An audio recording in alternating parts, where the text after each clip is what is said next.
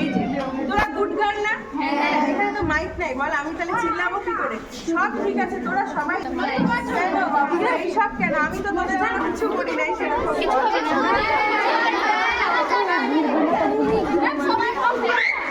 বুঝতে পারছি, কিন্তু আমি চাই মানে তোরাও এরকম টিচার আছে